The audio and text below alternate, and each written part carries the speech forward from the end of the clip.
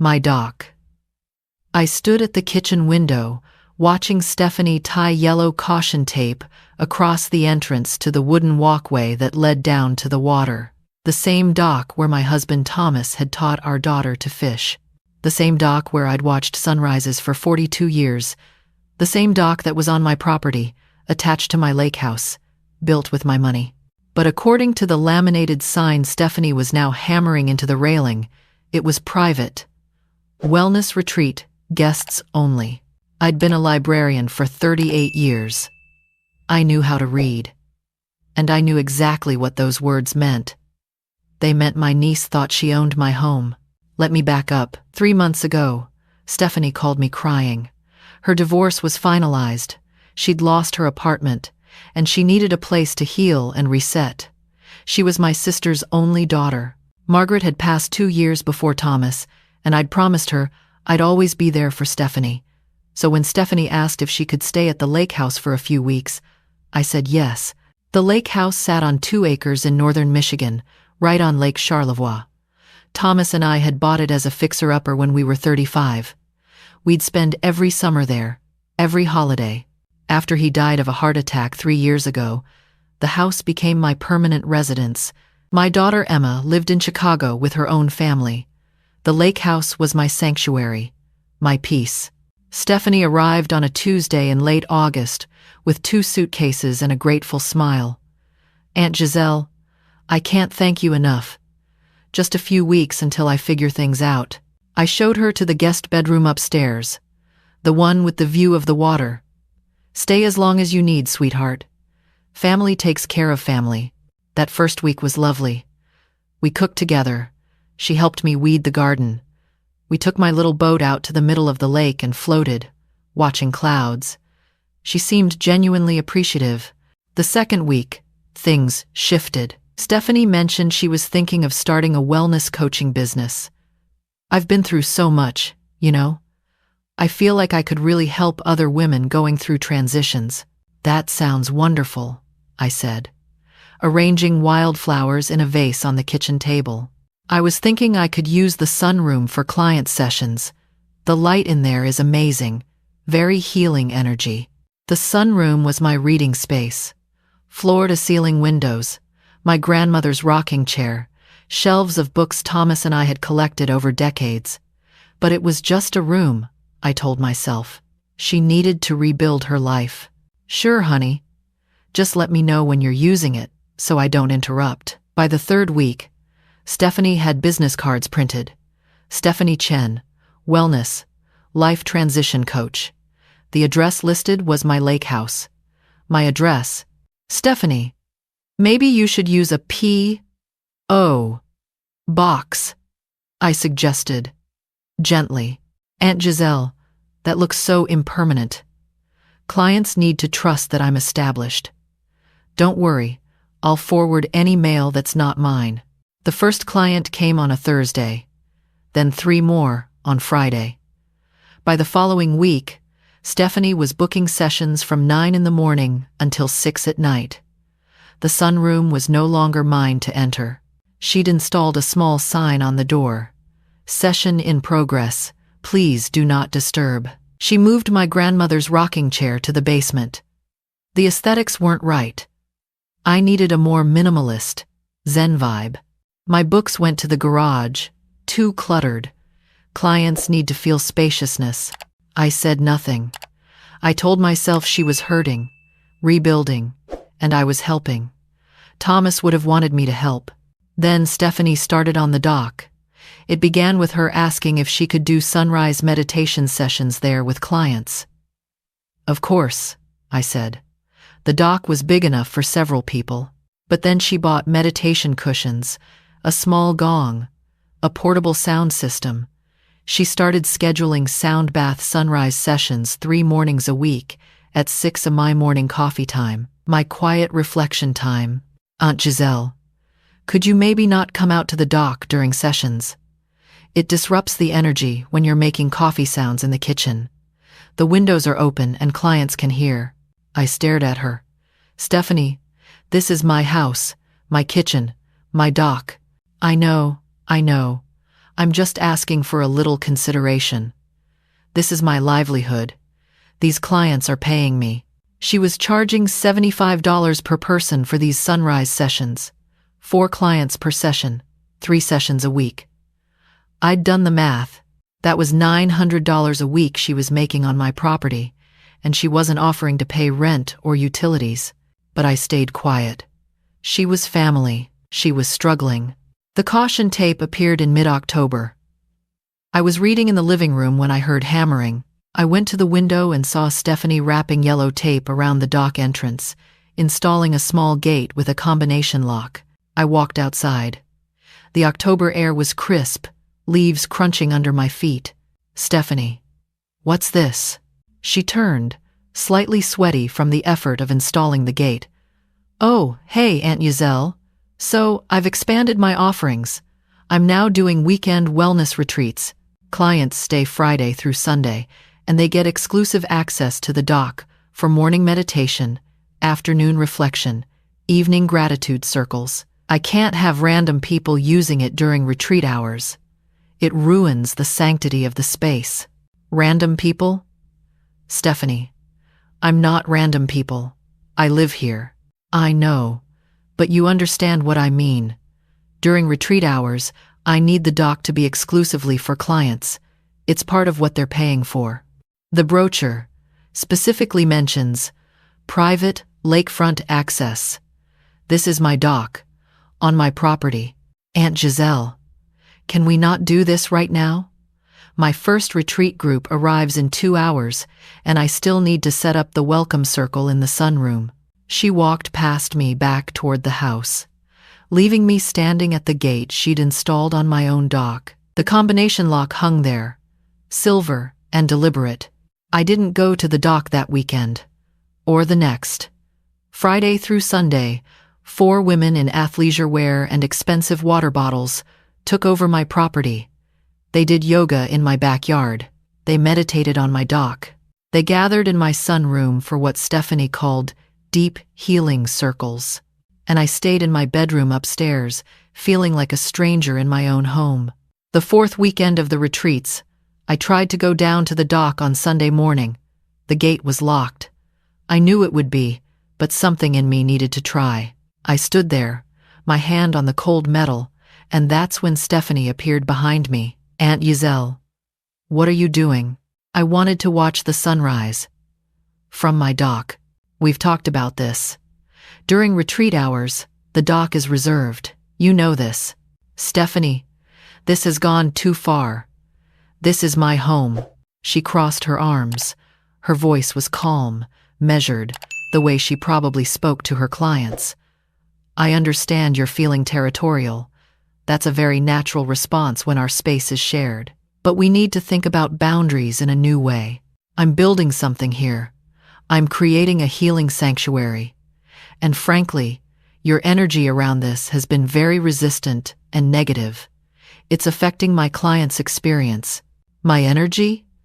Stephanie, you've taken over my entire house, my sunroom, my dock, my kitchen schedule.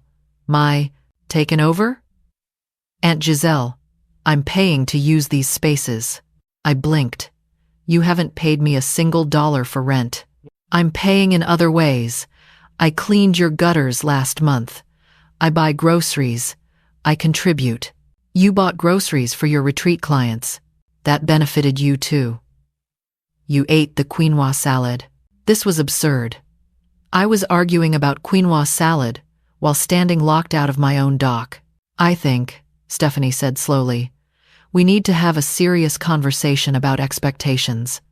I'm willing to pay you rent going forward, but we need to formalize this arrangement.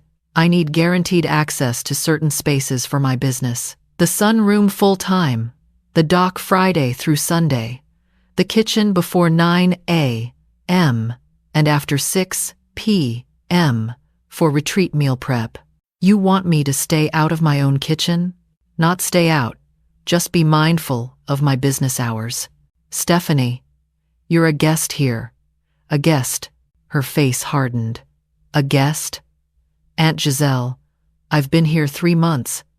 I've built a business here. I have clients who depend on me. I have retreats booked through February. This isn't just your space anymore. This is my livelihood. And honestly, you live here alone, in a 4-bedroom house on 2 acres. Do you really need all of this space? I'm actually using it. I'm making this property productive. Get out. The words came out of my mouth before I'd fully processed them. But once they were out, I didn't take them back. Stephanie laughed. Actually laughed. Get out? Aunt Giselle, I don't think you've thought this through. I have a lease. You don't have a lease. We never signed anything. Verbal agreements are legally binding in Michigan. I've been here over 90 days, paying rent. You just admitted 2 minutes ago you haven't paid rent. Contributing to the household, I mean. I'm a legal tenant. You can't just kick me out. You'd have to evict me, and that takes months. And honestly, do you really want to do that to your niece, your sister's daughter? What would Aunt Margaret think? She walked away, back toward the house, leaving me standing at the locked gate. I heard her greet her retreat clients with a bright, warm voice. Good morning, beautiful souls. Who's ready for our gratitude sunrise ceremony? I stood there for a long time. The water lapped against the dock posts. A loon called from across the lake. This was my home, my sanctuary, the place where Thomas's ashes were scattered, the place where I'd planned to spend my remaining years in peace. I walked back inside and sat at the kitchen table. I could hear Stephanie's voice in the sunroom, leading a meditation. Breathe in abundance. Breathe out scarcity. Breathe in ownership of your space. Breathe out. I stopped listening. I picked up my phone and scrolled through my contacts until I found the name I was looking for. James Thornton, attorney. He'd handled Thomas's will and the property transfer after his death. I called. It rang 3 times. Giselle, hello. How are you? James, I need to talk to you about my niece and my property. We met at his office the next morning, while Stephanie was running a forest bathing experience with clients on the hiking trail behind my house. The trail Thomas and I had cleared ourselves, tree by tree. Tell me everything, James said, pulling out a legal pad. I told him. The verbal agreement to stay a few weeks, the business she'd built on my property without permission, the spaces she'd claimed, the dock she'd locked, her claim that she was a legal tenant. James took notes, asked questions, then leaned back in his chair. Giselle, the good news is this is very straightforward. The bad news is Stephanie is partially correct about one thing: she has established tenancy by being there over 90 days. But that doesn't give her business rights to your property, and it certainly doesn't allow her to restrict your access to your own dock. So what do? You have several options. First, you could formally ask her to leave with a proper written notice. If she refuses, we file for eviction, which could take 60 to 90 days. Or, he paused, flipping through some papers. Or, we look at the bigger picture. Does she have a legitimate business license for operating a wellness retreat center on your property? I have no idea, because residential properties aren't zoned for commercial use. If she's running a business out of your home without proper permits, that's a zoning violation. We could contact the county. That shuts down her business immediately. I don't want to destroy her business. I just want my home back. I understand. Then here's what I suggest. We write a formal letter outlining the violations: unauthorized business use, restricted access to your property, no written lease or rental agreement. We give her 30 days to vacate. If she doesn't, we file for eviction and simultaneously report the zoning violations. The threat of losing her business license will motivate her to leave voluntarily. 30 days? Michigan law for month-to-month tenancies. And Giselle, I want you to document everything. Take photos of the gate on the dock, the signs she's posted, any evidence of her commercial activity. Get copies of her business cards, her website. Anything that shows she's operating a business on your residential property. I spent that afternoon gathering evidence. I felt like a detective in my own home. I photographed the gate, the caution tape, the session in progress sign on the sunroom door.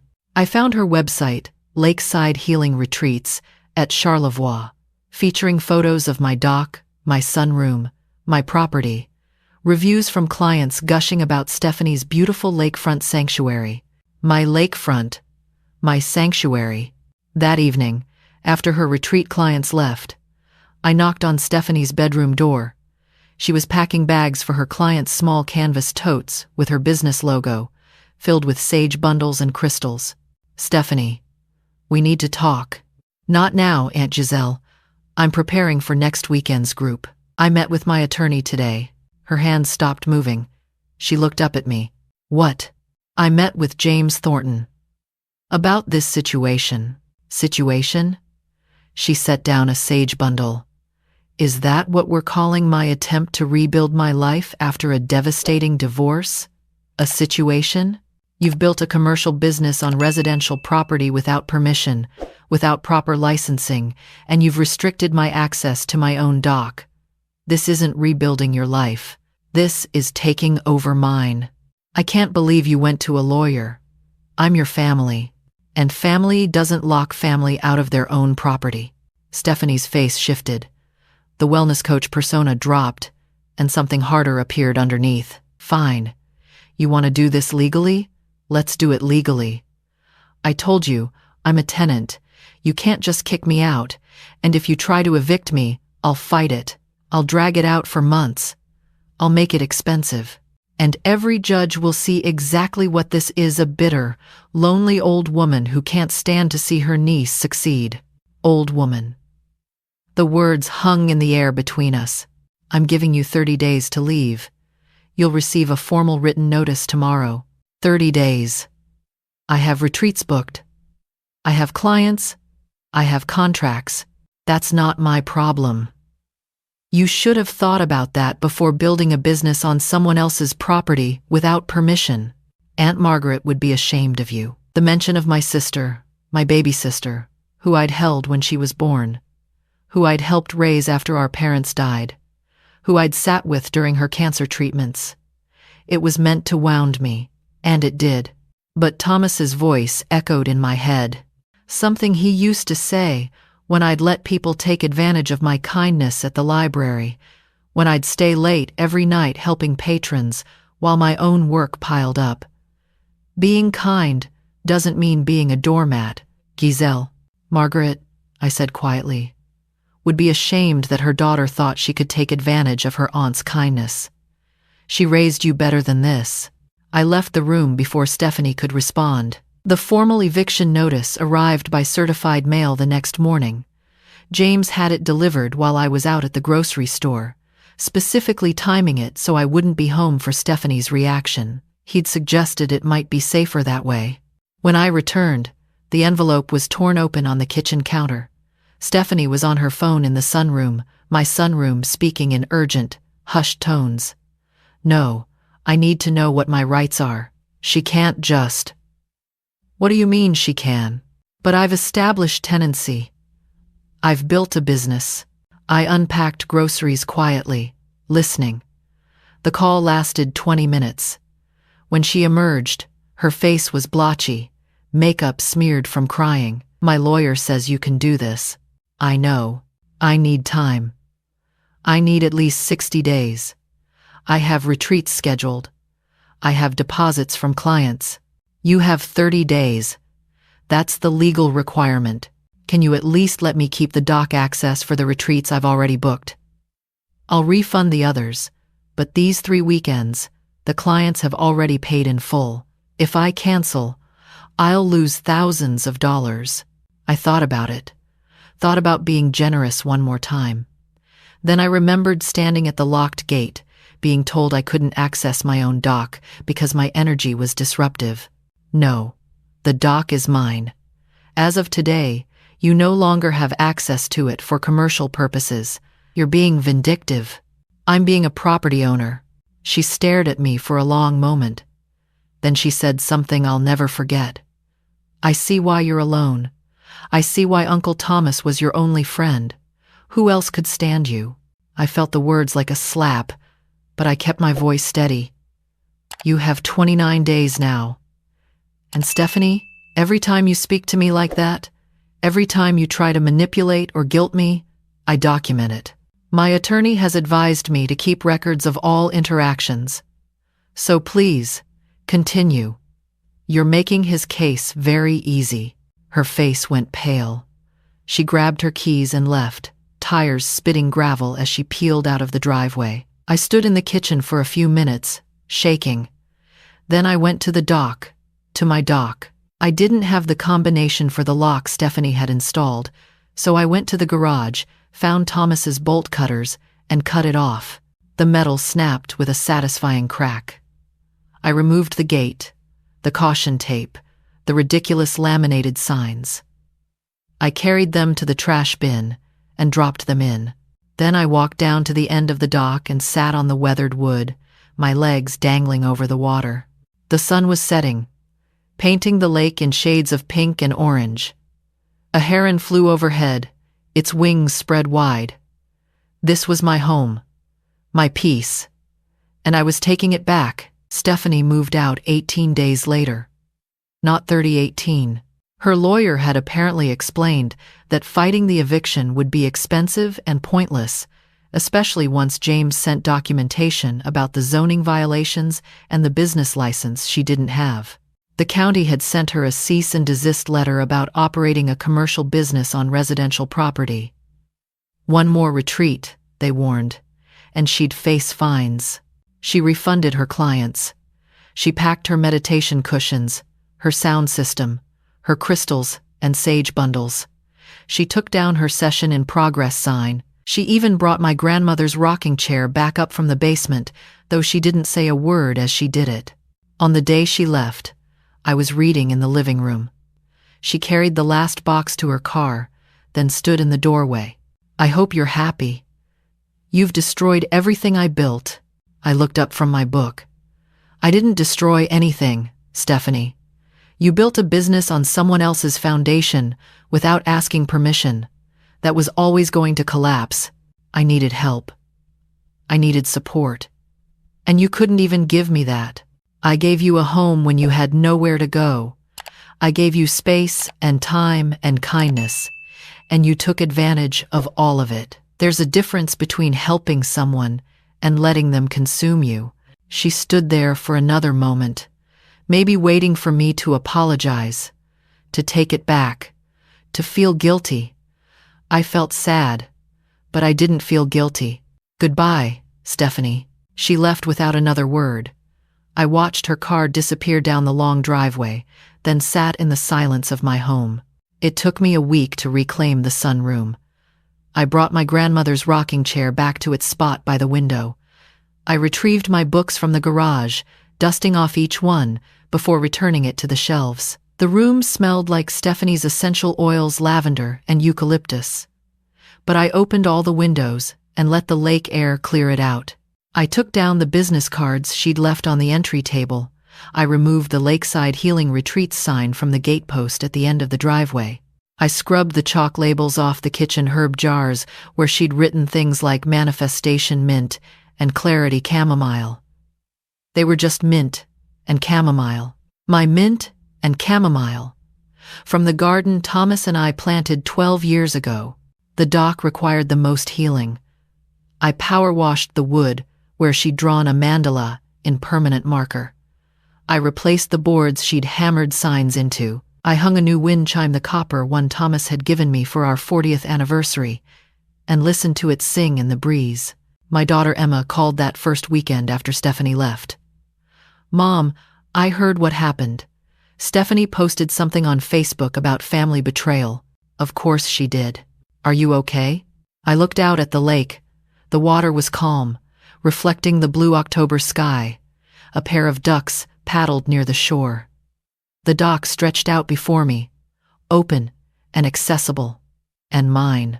"I'm better than I've been in months, honey." "Good. I was worried about you, living there all alone. But maybe alone is exactly what you need." "I'm not alone," I said. I have the lake. I have the house. I have Thomas's memory in every corner. I have you, even if you're in Chicago. And I have myself. That's enough.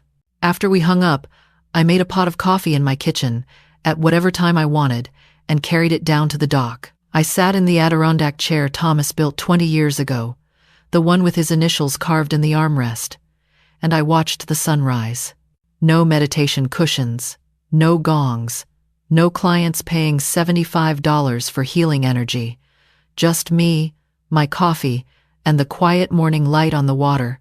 I thought about what I'd learned these past 3 months, about boundaries, about kindness that becomes enabling, about the difference between helping someone and letting them take over your life.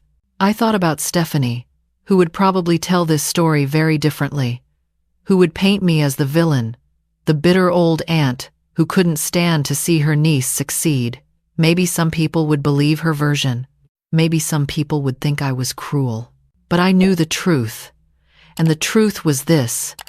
My home was mine again. My space was mine again. My peace was mine again. A loon called from across the lake, its cry echoing over the water. I raised my coffee cup in acknowledgement. Here's to boundaries, I thought. Here's to knowing when to say no. Here's to 65 years of life, teaching me that kindness shouldn't cost you your sanctuary. The sun climbed higher, warming my face.